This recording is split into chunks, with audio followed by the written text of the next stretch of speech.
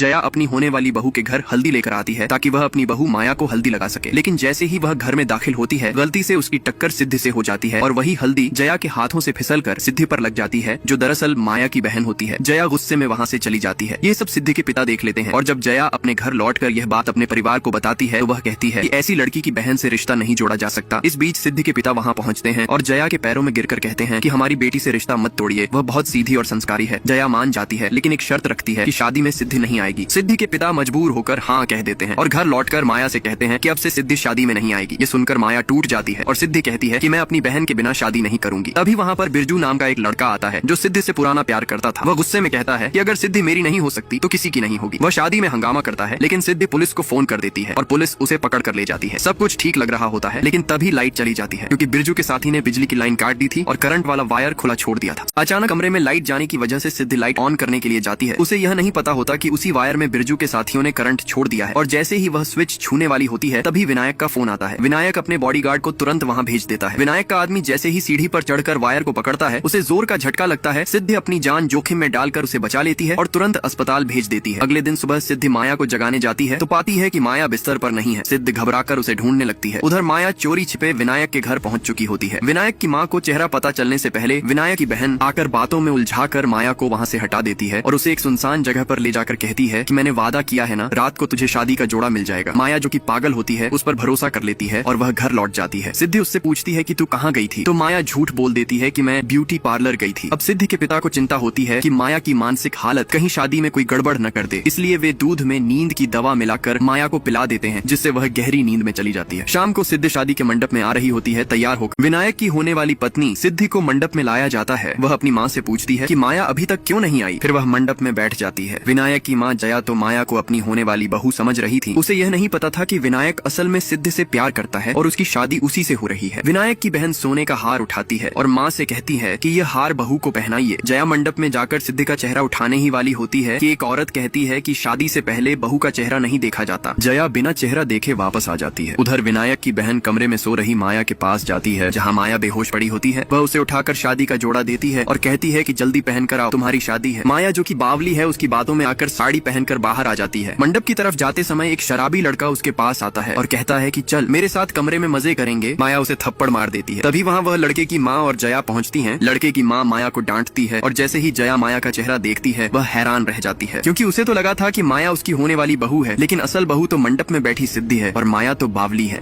जब जया को पता चलता है कि उसकी होने वाली बहू सिद्धि सांवली है तो वह गुस्सा हो जाती है और कहती है कि यह शादी नहीं होगी, मेरे घर में कोई सांवली बहू नहीं आएगी। विनायक कहता है कि माँ मैंने सिद्धि को ही पसंद किया है, आपको कोई गलत फहमी हुई है। जया कहती है कि मुझे लगा था कि तुम्हारी शादी सिद्धि की बहन माया से होने वाली थी, लेकिन वहाँ मौजूद सभी लोग बताते हैं कि शुरू से ही विनायक और सिद्धि की शादी तय थी। फिर भी जया मानने के लिए तैयार नहीं होती और कहती है कि मेरी बहू सांवली नहीं हो सकती और वहाँ से जाने लगती है। ये देखकर सिद्धि के पिता हाथ जोड़कर कहते हैं कि अगर आप चली गयी तो हमारी इज्जत मिट्टी में मिल जाएगी। वह अपनी पगड़ी उतारकर जया के पैरों में हैं और कहते हैं कि यह हमारी मान है, इसे गिरने मत दीजिए। जया पगड़ी को लात मारने ही वाली होती है कि सिद्धि रोकती है और पगड़ी को उठाकर अपने पिता को सम्मान से वापस पहना देती है और कहती है कि अगर आपकी इच्छा नहीं है तो यह शादी नहीं होगी। जया विनायक को वहाँ से ले जाने लगती है लेकिन विनायक हाथ छुड़ाकर कहता है कि मैं सिर्फ सिद्धि से ही शादी करूंगा। फिर जया गुस्से में वहाँ से चली जाती है। विनायक सिद्धि का हाथ पकड़कर मंडप में बैठने ही वाला होता है कि तभी पीछे से माया आ जाती है और कहती है कि मैं भी शादी करूंगी विनायक से। अब आगे क्या होगा यह जानेंगे नेक्स्ट पार्ट में।